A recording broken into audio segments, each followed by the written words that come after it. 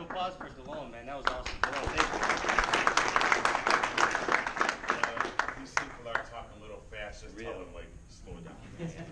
He's rushing me already, man. So I'm not exactly an atheist. I never have been an atheist, but I might as well have been, right? From my perspective, I didn't believe in pretty much anything, right? So I'm 34 years old. I've always been a Catholic. I've been a Catholic since, the day I was born. I guess the day I've been baptized. But really in name only, right? In my life, and what I want to talk to you guys about today is in my life, I've kind of gone through a lot of stages. I've been a terrible Catholic. I've been a good Catholic. I think I've been an above average Catholic. But now I'm in this stage in my life where I'm head over heels in love with Jesus. So the idea is I want you guys to try and see if you see anything in me. I mean, everybody here probably falls into one of those categories. So I hope you find something that I'm going to say that motivates you to maybe continue on, if you're that bad Catholic, to get to that next stage. So that's the idea. So bear with me as I kind of run through this. So my upbringing, this is what I call my shitty Catholic phase, okay? I was a pretty terrible Catholic in this phase. This is from the day I remember after being basically a kid all the way until basically high school. But typical Chaldean, good Catholic, right? Rosary in the cars. Every car I jumped in had a rosary in it, right? I had that statue of Mary. My mom had all the candles in front of it. Every time something was going on, she lit a candle. I didn't know why. I thought it was just kind of good luck, right? Pictures of Jesus all over the house. But we didn't do anything to show our faith. We went to church Christmas and Easter, made them stupid, so I didn't want to follow them. And I didn't have a relationship with Jesus. I didn't even know that that was a thing, that people had relationships with Jesus. God was kind of this either scary person out here who's ready to condemn me, or he's something that everybody else kind of believes in for some reason I don't understand, like DeLone talked about a lot. So I didn't really understand that you could have a relationship with Jesus, and I didn't know why I had to follow in his rules. Then, what changed for me was I met a girl. Right? This happens a lot. I met a girl in high school who I wanted to impress. Now, she was what you'd probably call a good Catholic. Went to church every Sunday, went to youth group. So what am I doing, right? I'm going to church. I'm going to youth group. I'm going on retreats in high school. My faith, though, is still pretty shallow. But she's going to Mass. I'm going to Mass. She's doing youth group. I'm doing youth group. Again, though, didn't know why. All I was doing was trying to get with this girl. And I had, again, no relationship with Jesus. You're going to see a theme here, okay? Now, I did have a relationship with this girl, so that part worked out. Then I go to college, and I go to college with this girl. And we sinned like college kids. And we would party hard on Saturday night and get up and go to church on Sunday. Again, didn't know why. I had never been to confession. I don't know how, and this is a failure of the church, I think, in some degree. At this point, I'm 22 years old. I've never been to confession my entire life. So not even a first confession. And I didn't know why you would even want to. Why would you have to confess your sins to a priest? That doesn't even make sense. I could talk right to God. So we're partying hard on Saturday night. We're going to church on Sunday. But again, no real relationship with Jesus. I started to maybe feel a tug at this point. Maybe I'm maturing a little bit, that I want to have some relationship or something more out of my faith. But I didn't understand why. So maybe it was just guilt. Maybe it was because this girl told me I needed to. Who knows, right? So I get out of college, and I get married about a year later. And so I'm starting to think, okay, I got to grow up. It's time to be a man, right? So what does that mean? Well, the easiest thing to fall back on was be a good Catholic. Be a good Catholic man. Follow the rules, right? So this is kind of where I enter in this kind of good Catholic phase. I still didn't know why I was following these rules, but we were. We were going to church every Sunday. We were praying before bed. We were doing rosaries. This was kind of our way of growing up and becoming good Catholics, and kind of, in a lot of ways, checking a lot of boxes. And an interesting thing happened in this phase of my life is I'm starting to feel like this is nice. I don't even know why I feel this is nice, but this is nice. And maybe it's because I'm following some rules, or I'm checking some boxes, or because other people look at me as some good Catholic, but I felt like this is kind of nice. But I still didn't have a relationship with Jesus. Again, I didn't even really know you could have a relationship with Jesus. When I would pray in rote. I would pray rosaries. I would pray Himlayers. I would pray Our Fathers. I'm checking boxes, right? But I knew I wanted something more out of my faith. I didn't know how to get it. I didn't really know how to pursue it. I just knew there was something still missing. But I felt like a good Catholic, so I was in a good shape. And then crisis struck. DeLone talked about these low points in this life. I think God works in strange ways when He brings you down to your knees. My dad passed away suddenly. Here one day, gone the next. Happens way too often in our community, right? So I'm obviously at a very low point. I'm worried about my mom. I'm worried about my brothers. I had just gotten married, and then we're blessed. My wife and I, after not being able to conceive for a while, we're blessed with with one daughter and then quickly twins. So I've got 3 babies at home underneath, younger than 18 months old. My wife had to stop working. Financially, things got very tight. Our income gets cut in half. My mom's struggling. My brothers are struggling. I'm at a really low point in my life. And I remember praying, again, went to church every Sunday, and I remember praying after communion one day, amazing, right? Like the Lone story, after communion, sitting there praying, and I'm desperate. And I begged and I prayed so hard. And this is the first time I prayed like I was praying to my dad, like I was praying to somebody, help me, I'm drowning, help me. And in that moment, I felt something tell me, just trust me, give it to me. That's what I heard, trust me, give it to me. And I don't know, what is that? How am I supposed to trust? And I kind of thinking about it, and I'm like, you know what? I'm going to give God what I don't have. I don't have money right now. I am dying. So I'm going to take everything in my pocket, and I'm going to put it in the bin that the church I went to at the time, you put your donation in the box when you left or came. So I said, all right, God, this is what I'm going to do to show you I trust you. So I took the $17 of my wallet on the way out, and I put it in the box. And the next week, I got a job offer. It's a job that I have now. This was 8 years ago. The next week, I got a job offer at the job I have now. And so, to me, that's not a coincidence. That's God's grace. And that's when I started to really, holy cow. The first time in my life, I prayed and I begged to God for something. And I show him that I trust him. And amazing things happen. So this kind of woke me up a little bit.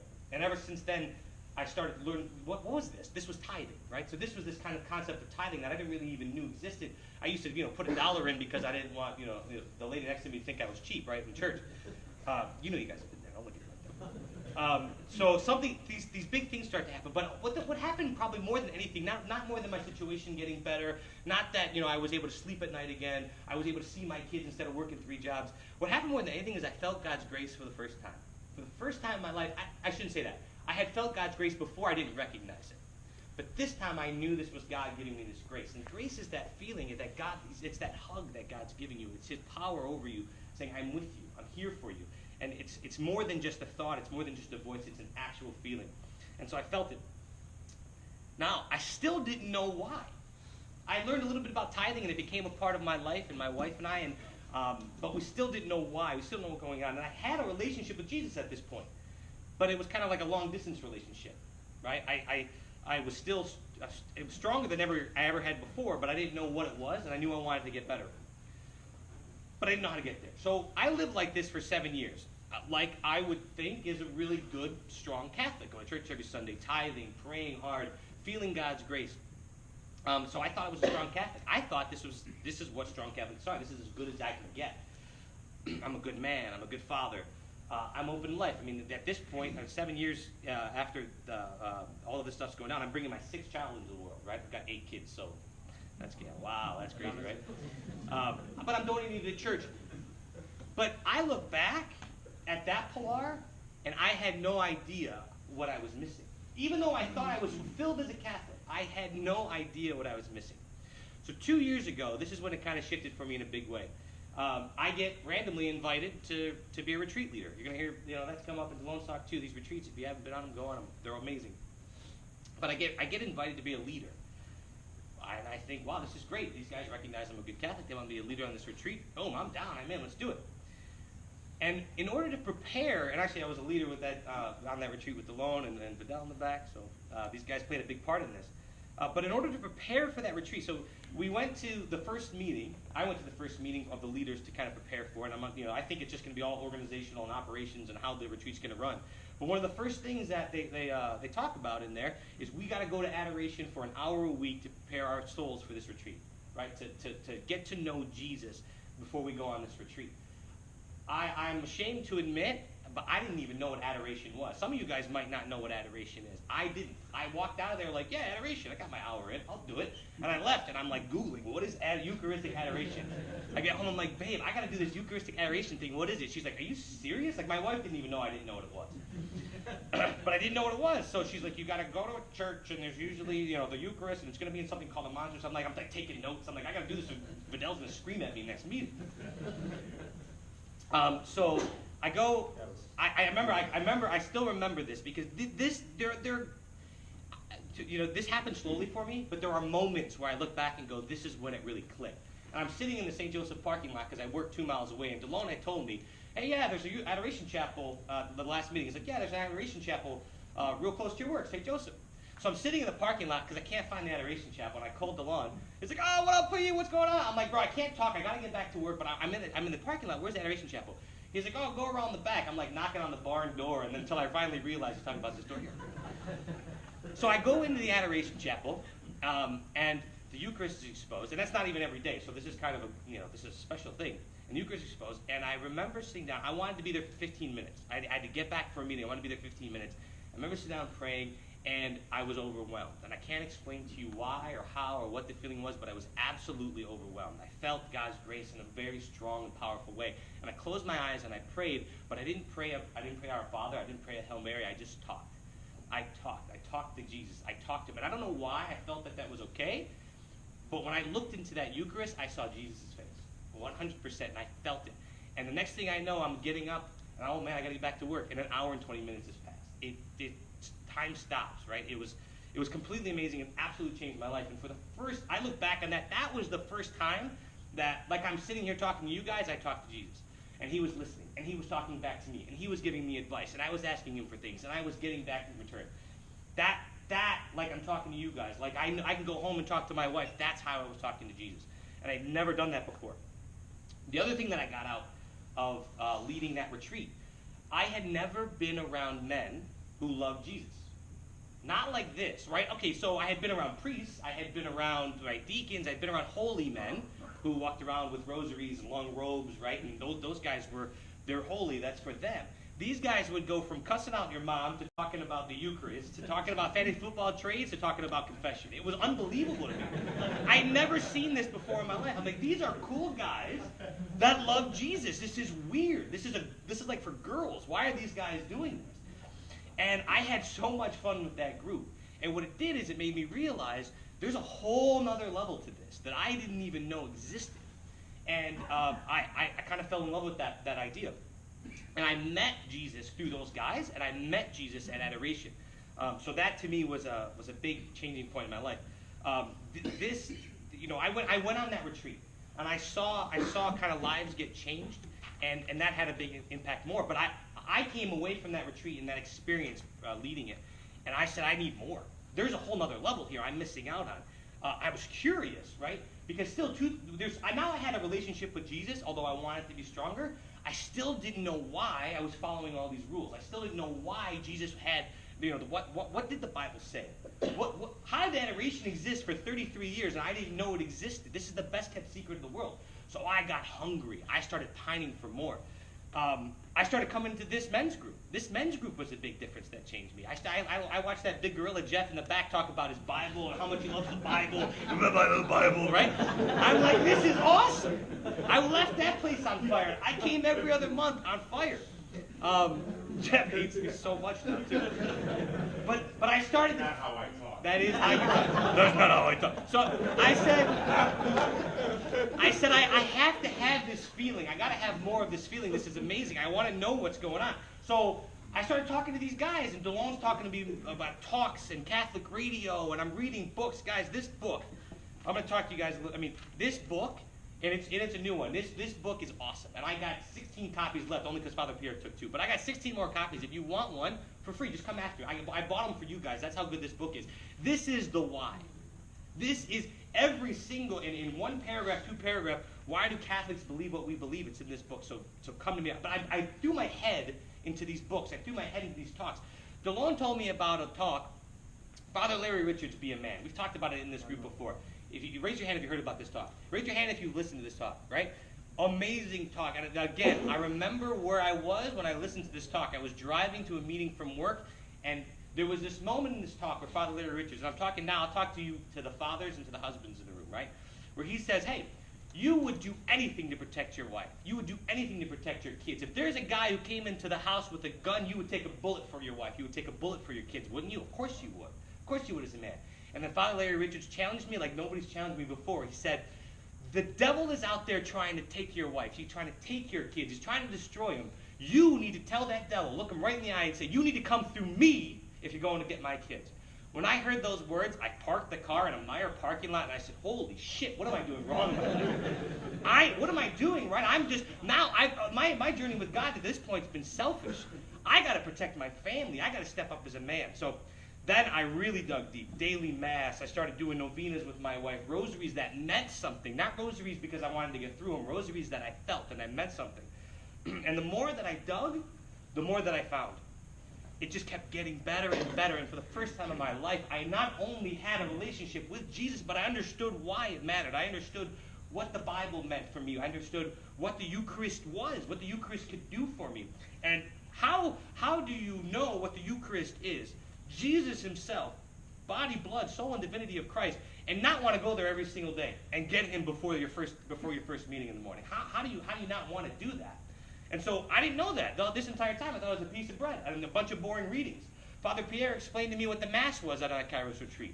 I've been sitting in Mass for 32 years not understanding what the hell is going on the entire time I've been there.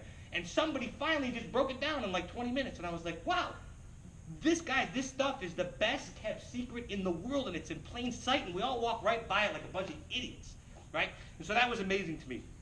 So all this stuff finally starts to make sense. It's like a light bulb that goes off. All the rules. Why was I open to life? I was open to life because I had 6 kids, and now I've got 8 because I was supposed to. Now I know, and I look back, holy cow, what would my life be if I didn't have these children? What would my life be if I didn't have the sacrifice that I had to make for them? Why is watching porn a bad thing? Why is guarding my eyes and not looking at other women a bad thing? Not only did God show me these things through the teachings and through the books like this and other talks, but he showed it to me in my relationships. I felt it for the first time. I saw it, and it was amazing. So all of these things that were kind of hidden to me, I understood now why, and they mattered so much more. They meant so much more. I wasn't following rules so that I could get to heaven, right? Like you talked about. I wasn't following rules so that my grandma wasn't mad at me or so that Jesus wasn't mad at me. I was following him because that's what God wanted from me. Because that's not, he didn't want it for me for him. He doesn't, he loves me, but he wanted it for me. He was giving me, he gives us these things for us to enjoy them. And that was the biggest difference when I recognized that. I met Jesus through adoration. I had his grace, and I went to confession. I ran to confession as much as I could, like Delon talked about. Those things that, your repetitive sins, go. They're amazing. The impact on my life. Delon, you touched on this. There are more challenges in my life now that I'm in love with Jesus than there were when I wasn't. Because that's safe. That's easy. You can walk around, and when an atheist gets in Delon's face, I can sit there be having a beer and like, yeah, guys, chill out. Now, it's hard for me to step up to a crowd of people who don't believe in what I believe in and push back. But it's what it's worth. It's what God wants us to do, and it's so much more satisfying now. Life, I would always struggled with anxiety as a kid, as a teenager, in my early professional life. Life was always scary. Life isn't scary anymore. I was on medication for like 6 months, and it made me feel like shit, and I hated it. But then I found Jesus, and that's all the medication I needed. Life isn't scary. In the Bible, this is something Father Larry Richards talks about. It says, do not be afraid. It says, do not be afraid 365 times. 365 times. You tell me that's a coincidence? God is reminding us every single day, I got your back. Do not be afraid. When you know that, not when you believe it, when you know that, because you talk to Jesus like I'm talking to you right now, when you know that, life is sweet, life is easy. That peace Delon talked about, that's what's there. There's nothing else that matters in this world but being peaceful, being happy, and you get that through that relationship with Jesus. So it's not about doing these things, following the rules in this book, so that I can get to heaven, so that I can do that so I can have heaven now, so I can have heaven here on earth. So if you're a shitty Catholic, if you're a decent Catholic, or even if you're a great Catholic, you have to keep going. Because there's a whole nother level, I'm telling you guys, there's a whole nother level you don't know about. If you don't know why you're doing what you're doing, you're missing out. And if you don't have that relationship with Jesus, if you can't talk to him like I'm talking to you, I promise you guys, you are missing out on the world's best kept secret. And that's why I'm up here. You know, I talked about adoration. I wasn't meant to talk today, right? Jeff mentioned this a little while ago, and he said, I said, I'm not really an atheist. So we kind of said, okay, you're not going to talk. We're going to let these guys who are atheists talk. And then last night it kind of came up, Jeff and I were talking, and he's like, no, come on, man, you should do it. I said, I tell you what, I had something else going on. My wife and I are real into marriage enrichment. There's a whole marriage enrichment program right now that I'm missing in Rochester Hills that she's doing all by herself. But I told Jeff, I said, I'm gonna see if it makes sense for me to skip that. I'm going to go to adoration today. I went to St. Joseph's, the Adoration Chapel, and I prayed, And God told me something in that adoration chapel, because I'm talking to him like I'm talking to you. And he told me, and I show you the text message I sent to Jeff when I said I'm coming. He said, Pilar, there is a battle coming, and I need soldiers. I text Jeff, I said, I'll be there. You guys, that's why I'm here. I want you to find something in my story that says I'm ready to fight.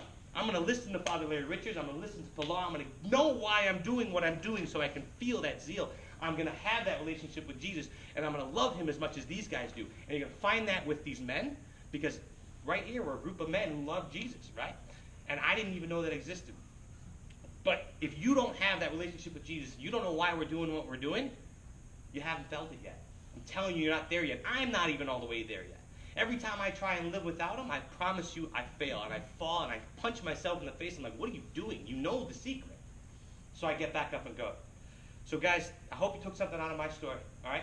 Find Jesus, know why what you're doing, Amen? Amen.